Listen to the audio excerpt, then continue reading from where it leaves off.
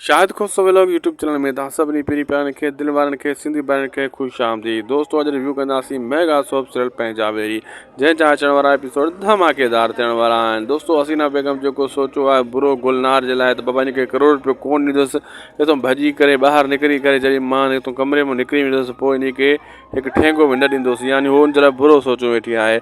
ऐं कासिम वरी हसीना लाइ बुरो सोचियो वेठो आहे, जीअं मां हसीना खे हितां पैसा हथ में कंदुसि ऐं हसीना खे हिकु ठेंगो बि न ॾींदुसि, इन खे घुटो ॾेई पूरो कंदुसि, अहिड़ी किनी रन सां मां कीअं शादी कंदुसि।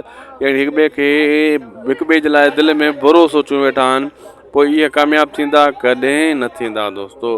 ऐं गुलनार बि नुक़सानु खाईंदी ऐं हे हसीना बि खाईंदी ऐं होॾां कासिम बि पकड़ियो वेंदो, उहो बि नुक़सानु खाईंदो सांवल जे हथां।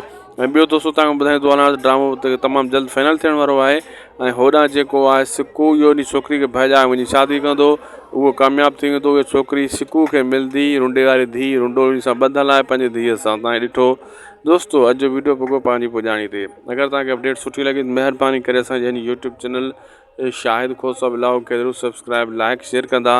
हीअ तव्हांजो पंहिंजो चैनल आहे, हिन चैनल ते असां बहितरीन खां बहितरीन अपडेट ॾियण जी कोशिशि कंदा आहियूं, जीअं सुठी अपडेट तव्हांखे टाइम ते मिले ऐं आला क्वालिटी जी मिले। भले असां लेट बि थी वेंदा आहियूं, लेकिन शइ यानी हिकिड़ी जेका असांजी अपडेट हूंदी आहे उहा हाई लेवल जी हूंदी आहे, पे फैक्ट ज़बरदस्त हूंदी आहे।